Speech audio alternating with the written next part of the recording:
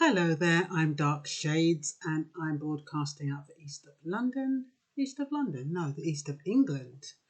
And I am coming to you with some more information. Somebody asked me to talk about the older person in love. Well, the older person, she said 40s, but I think 40s is still young. And I think that maybe we should go to even 50s and 60s because I think in an ageist society, once you pass 40, you're already considered over the hill. That is the mindset of a lot of people. So we'll kind of go 40s, 50s, 60s, 70s and up because there's still life in us yet. So there is the saying goes, age is just a number. My mum always used to say that, Myrna, don't tell people your age. No one will know your age. And I was forever telling people my age. Now I'm kind of a bit hesitant, but I still do it. I mean, what difference does it make, really, in the grand scheme of things? Sometimes when I think about my age, I think, well, I'm a motivator. People wouldn't expect somebody my age to look like me. So I don't hide it so much. Anyway, they say you're as old as you feel. And that is probably the truest phrase ever. Because it is true. You are as old as you feel. Some people feel as though once they reach a certain age, they've got to behave a certain way. I don't know who dictates that, but all of a sudden they get rid of all this different kind of clothes. I've done it. I mean, I think last year I got rid of a short skirt. Up until last year, I was wearing a short skirt. Not too short, but just above my knee. But even then, it started making me feel, nah, I don't want to start looking like mutton dressed up as lamb. Nothing worse. But I have to feel comfortable in what I wear. So regardless, I don't think because I'm a certain age, I must wear certain clothes. That's not what I think. What I think is, does that look good on me? Can I get away with it? Does it complement who I am? And if it does, I'll wear it. I don't care what age group wears it. Like these things, they're supposed to be for, when I saw them in Boohoo, got people like 16, 17 wearing them. Do I feel as though I'm too old for them? No, I don't. I feel they look good on me, so I wear them. And I think it's about thinking outside the box when you're thinking about age, especially when you're thinking about relationships. Now, you might have some people who do want people who look traditional. I mean, I've watched first dates and some of the people, like when they're over 60s and 70s, and they're really trying it. And I think there's nothing worse than when you see somebody, I'm not saying, no, I can't even make a generalized statement, but I saw a woman the other day and she was in her 60s and she had a wicked figure. When I say a wicked figure, she was really, really skinny and she wore these really high shoes and she had this black chic dress on and she had her hair kind of similar to how I've got mine. But you could tell she was old or an older person. And I'm not even quite sure how she could have dressed to look better. But she was matched up with this guy who was only 2 years younger than her. But you could tell as soon as he saw her, his eyes rolled and he thought, this is not my type of woman. But I find men in their 60s, they don't want 60-year-olds. They want people in their 40s. So it's a kind of a vicious circle because you get older men wanting younger women, and then you have older women probably wanting younger men if they feel confident enough. Or you're looking for an older woman looking for a man, and I'm talking about heterosexual here, so I'm not going to go into all the other stuff, but you can adjust it as you see fit. Or you have an older woman who wants somebody in her age group. And I think that's the hardest thing to find. Someone in your age group. It is so difficult. You wouldn't believe it. I mean, because I look young, I used to get guys like in their 40s asking me out. You know what I mean? And sometimes I used to think, bloody hell. And then the people in my age group, they look like they're bloody 90. So, you know, anyway, let me get back to the point. So you're as old as you feel, you look good, but you still have your body's wear and tear. So regardless of how I look, maybe I might have an ache now and then or something, but there is something that tells my body that I'm not 16, I'm not 21. So you do have those little things that might niggle you, that might remind you that, oh, hey, you better slow down a bit. You better be a bit more cautious about doing A, B, C, D, and E. For example, I'm not going to be going and doing some jumping over those skittles. I'm not going to go on a roundabout. So there's certain things I think to myself, nah, leave that out. Certain things I would do. So you've got, is it mind over matter? I think a lot of times it is mind over matter.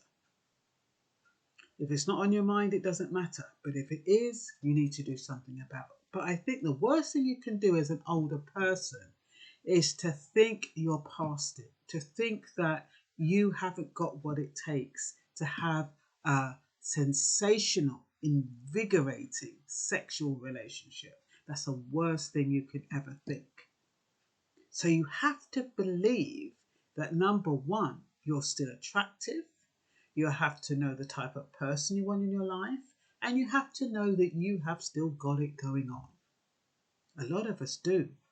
And it doesn't mean, like I say, being mutton dressed up as lamb. It does mean knowing what your style is in a style that feels comfortable for you. That's what it means. And we all have our own sense of style. I change up all the time.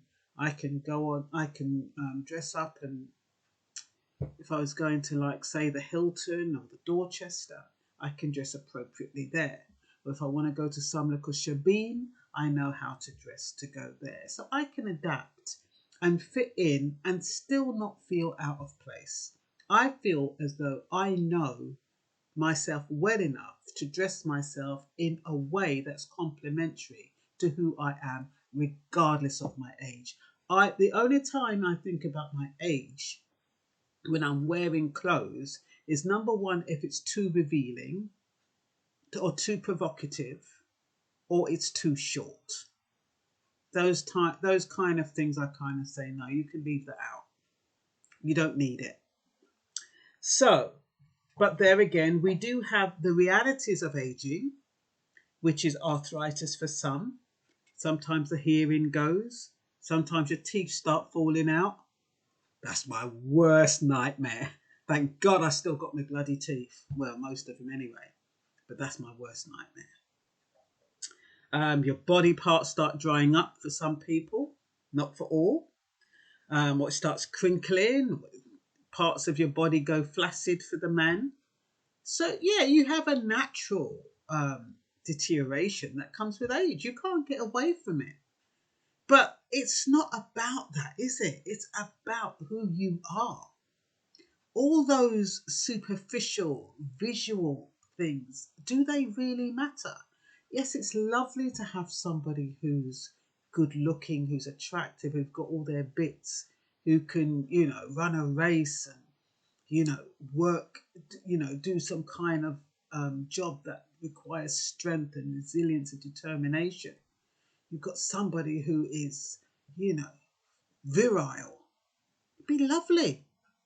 But it's not always the case, and you have to know what you're going to compromise.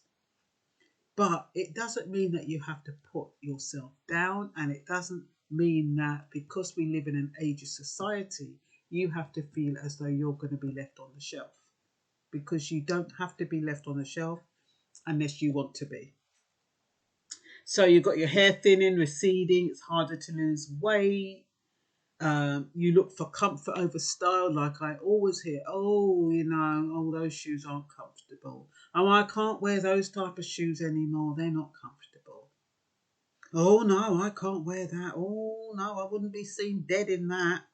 And even their voice changes. Some people Now, I've heard, I don't know how old you're supposed to sound at a certain age, but somebody said to me, "Oh, you sound young." And I'm like, so what does young sound like? You know?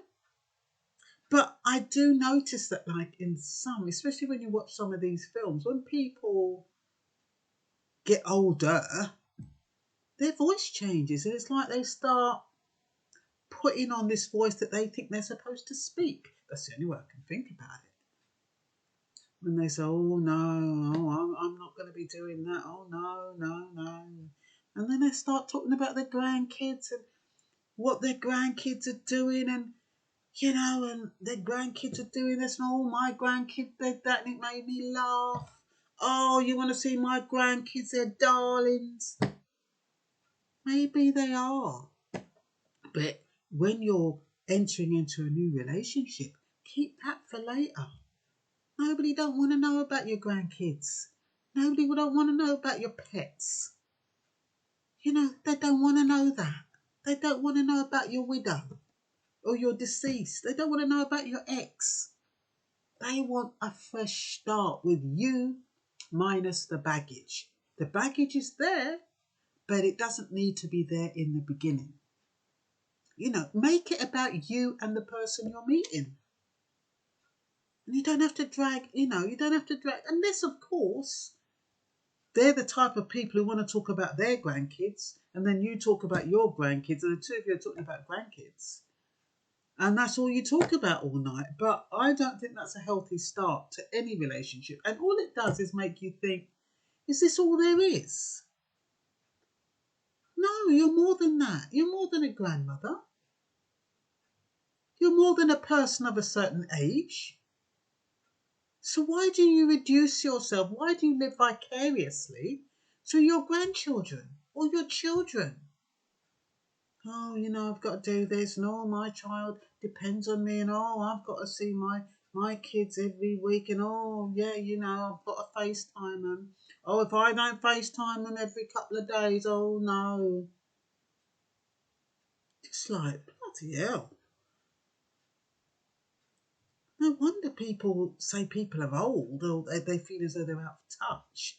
If that's all they talk about, they need to have interest in themselves. Learn something, do something online, do some online courses.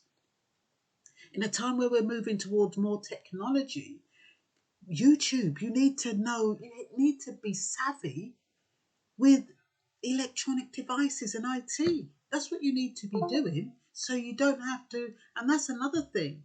A lot of the older people, they rely so much on the younger people to do things for them because they're lazy.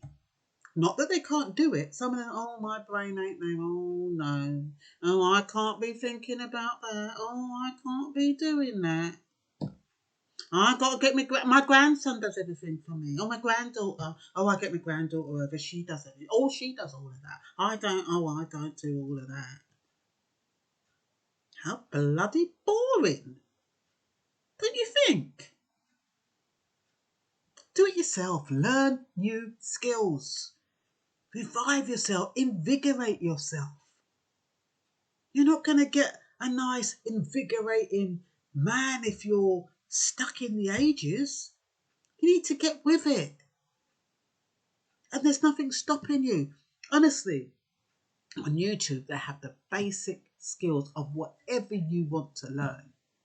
Word processing, accounting, learning how to do these social media. When people think about social media, they think about, all this gossip and all this negative stuff. But social media has its advantages. They have groups.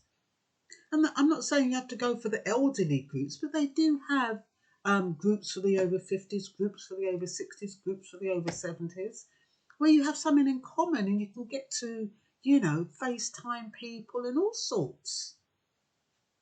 You don't have to be stuck in a rut, and it's not that hard to learn how to do. You just have to remember your password, write it down somewhere, and Bob's your uncle, you're on it.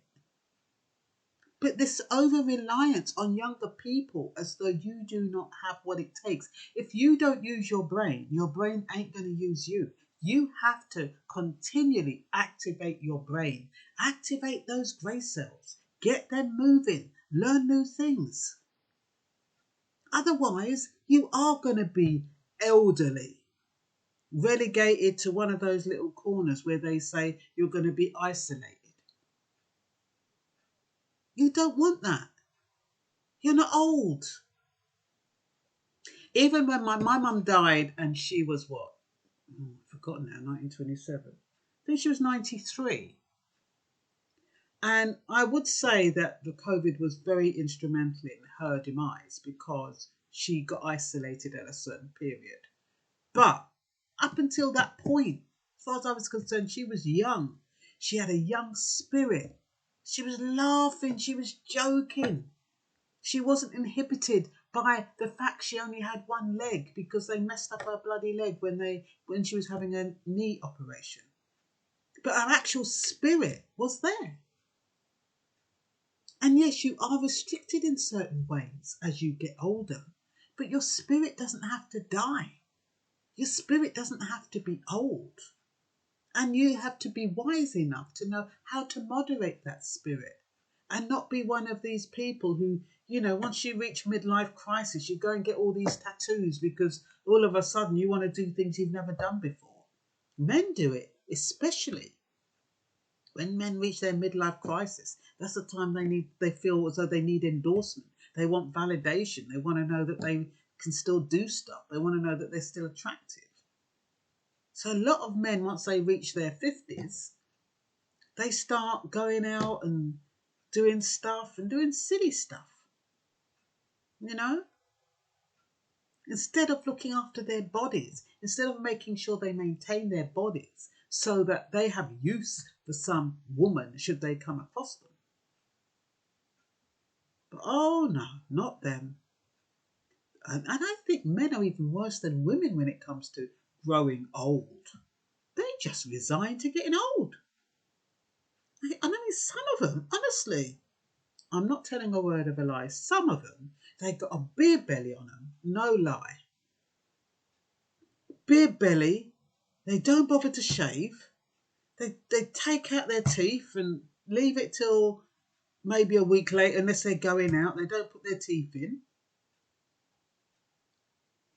They're sitting there like bloody slobs. And you're supposed to find that attractive just because you're getting older? I don't think so. No, why should you? Why should you age in that way? Why should you give up? You don't have to give up. You don't have to get old. Yes, you are getting older, but you don't have to be old. But a lot of people,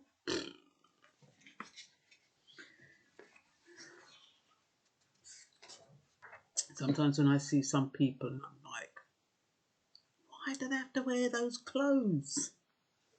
But they feel happy in the clothes. They feel as though that is what I'm supposed to wear at my age.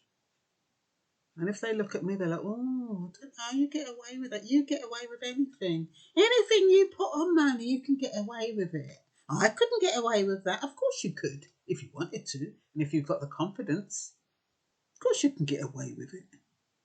I don't wear anything outrageous.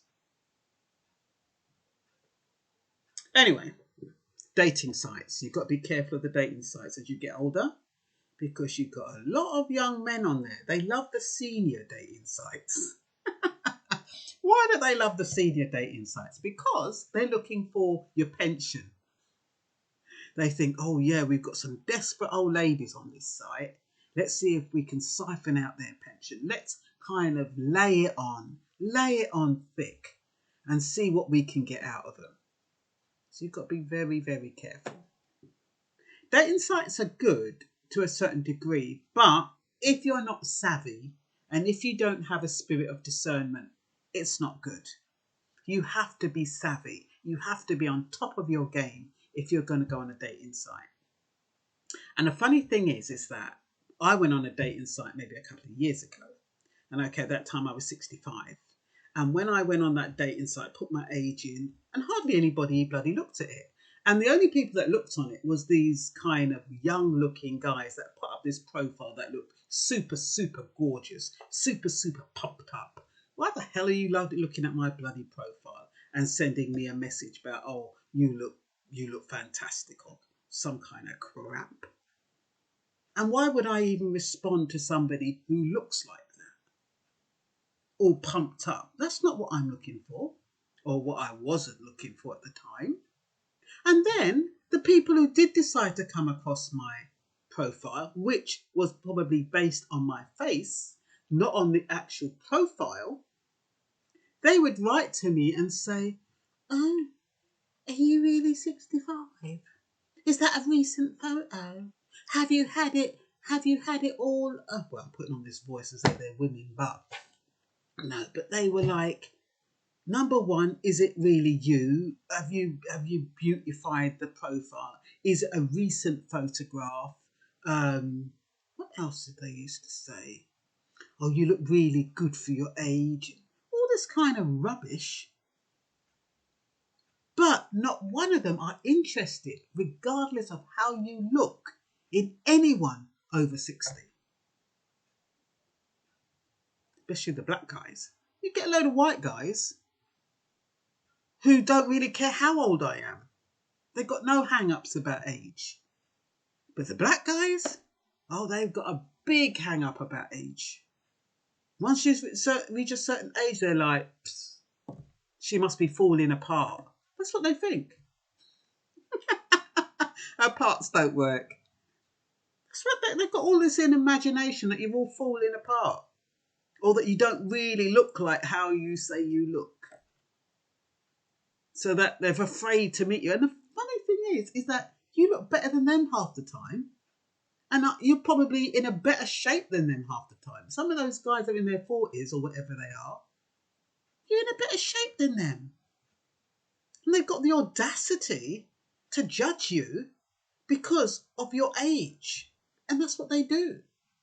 I've seen people in their 50s and they're walking around with a bloody walking stick, teeth falling out, hair receding, with a hump. 50s. Old tracksuit top, old tracksuit bottoms, unironed t-shirt, looking like bloody crap. And they have the audacity to bypass my profile. Would be touching them with a barge pole. Honestly, bloody cheek. Anyway, so that's the dating sites. You've got to be careful with dating sites. A lot of them are scammers, so you've got to be really. You have to, like I said, you've got to be on your game. What else is there? Like I said, it's difficult in an ageist society because I saw this program on the TV where they was actually throwing away the CVs of anyone over 40. And in my day, you had to be between 18 and 35 to get a job. 35. Things have changed. So, you need to put yourself out there because at the moment, you're living in a society that wants to isolate the elderly, in quotes. If they were going just by my age, I might be one of them that they want to cart off to some mad home or something. Or isolate me in some care home. Who knows? And you notice, when you reach a certain age, well, I'm hoping that the older people are actually watching this because it's the older people I'm doing this for. But have you noticed that all you do on your phone, if you've got a phone, or on the TV, when they show older people, it's always about getting a will or taking equity out of the house you've paid for, or life insurance, or have you made funeral plans? That's all they can bloody think about once people pass a certain age. What bloody cheek. Why, once you've paid your mortgage, do you want to take out an equity out of it? They're full of it. And it's all psychological to make you think, oh, you're on your way out. About bloody funeral plans. Bloody cheek. Drives me mad when I see them, especially on my phone, every bloody 5 minutes. Yeah, I know my age, thank you very much. I don't need you to remind me. Anyway, let me see now. What else have I got here? Life expectancy is rising, and that is why pension has been deferred. So yeah, we're living longer, but are we living healthier? I'm not so sure. They're deferring the pension, but they're not thinking about those poor people who have to do really physical work, like, you know, painters, and not necessarily painters, but the construction guys and the people who have to work on the roads. Yes, you might be older, but it doesn't mean that you're stronger.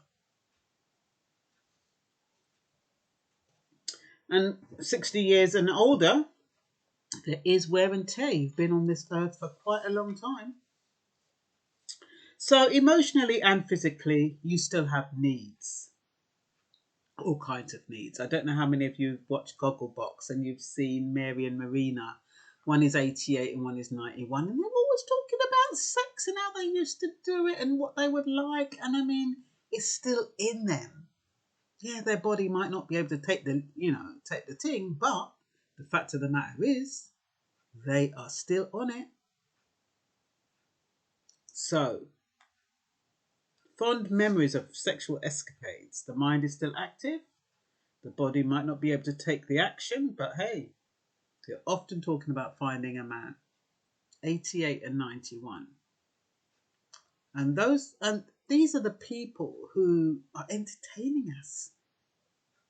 I don't think they offer much in way of wisdom a lot of the time, but I think they are meant to be entertaining, and maybe the wisdom is taken out because it might not be entertaining, but they are amusing. And like I said, on first dates, you've got people in their 70s and 80s going on dates. Some of them look like mutton dressed up as lamb, but some of them look good, and some of them have successful relationships. So, dating, whatever the age, can be fun, invigorating, and rewarding. As mature people, I consider that we're probably more tolerant, not fussy, not so fussy, but I think we have scruples and we have our principles and we have, don't mess us around too much. Unless, of course, you're an insecure older person. If you're an insecure older person, you're going to have problems because people will run you through the mill. You've got to be confident in your age and who you are.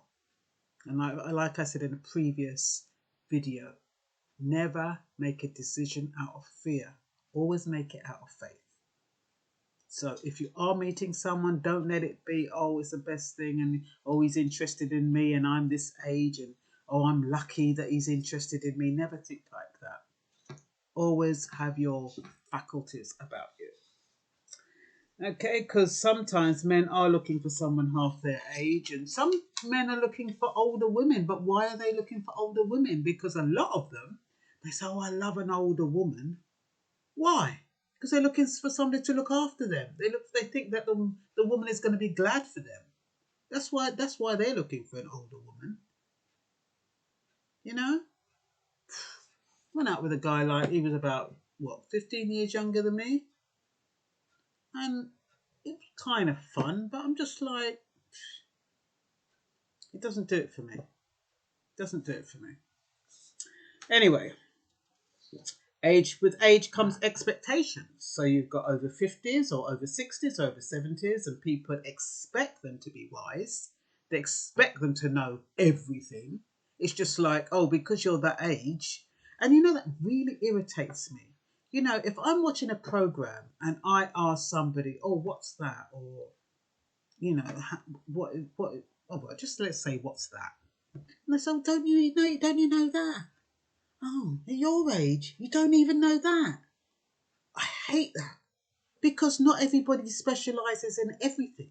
And we don't know everything regardless of our age. Everybody is learning. And I wouldn't dream of telling anybody, oh, don't you know that? Bloody hell. I thought you would have known that. People think because I'm doing these videos, I know everything. I don't.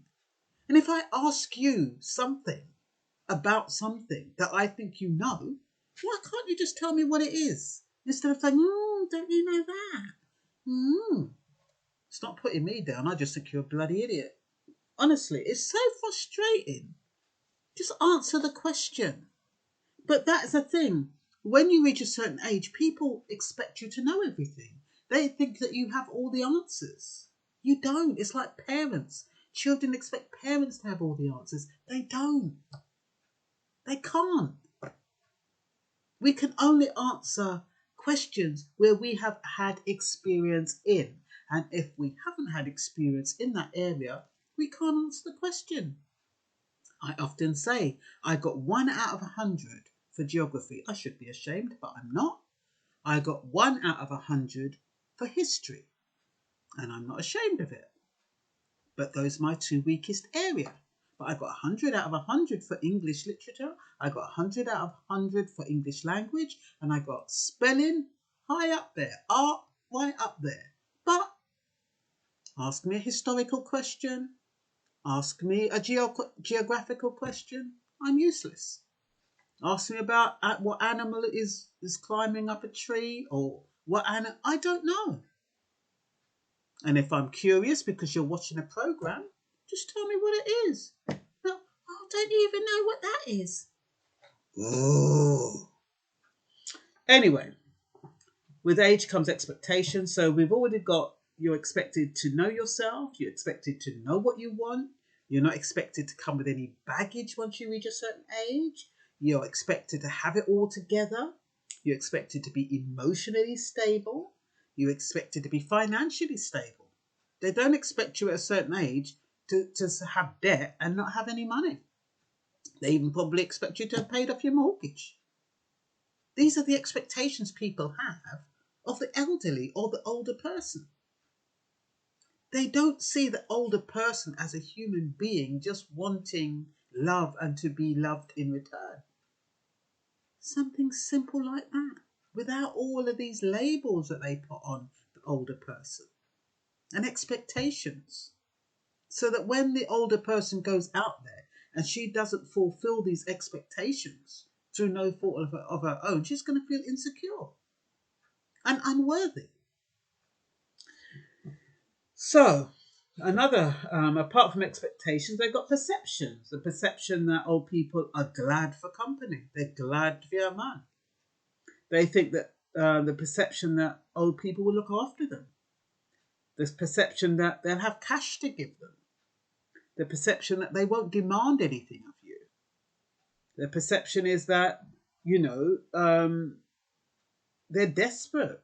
They'll take anything, believe anything, that their health is waning, that they're frumpy, they have no style, no libido, no sex drive. So you can just get away with anything, sweeten them up and talking to them and skinning up with them and think they're stupid. So you find some young man and find these elderly ladies and they're there giving them compliments and skinning up with them, think the people are stupid. Sometimes the woman will entertain that just for the company, but not because she's stupid. It's because she wants a company. She ain't stupid, but some people think they are. Anyway, where am I now? I've got to finish this quick because it's going on too long. How to be old and interesting. Okay. Don't talk about the grandkids too much, or have I said that? I don't think I have. Yeah, but keep it in moderation. We know you love your grandkids. They're absolutely adorable. I love my grandkids. Right? And if you've got any pets, I know you love your pets. They're adorable. But don't start saying, oh, I'm going to love my dog. I'm not going anywhere without my dog. My dog sleeps with me. My dog eats with me. Oh, I do this with my dog. I do that with my dog. Oh, I got my dog a new coat. I've got my dog a pair of little socks. Who cares? Talk about something interesting that you can both relate to. Unless that man's got grandkids and he's asked you about yours, or he's got pets and he's asked you about your pets. Just talk about something you have common. And then down the line, when you get involved and you can start and you have a proper relationship, then you can start involving your family.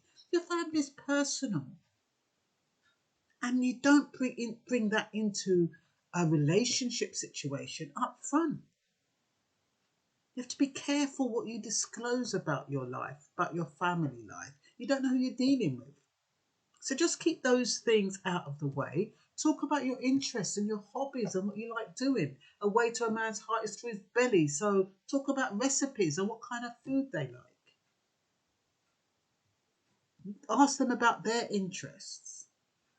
And then maybe, next time if you click, you go away, you research their interests, you find out some more so that when you go back and see them again, you can talk a bit more about them.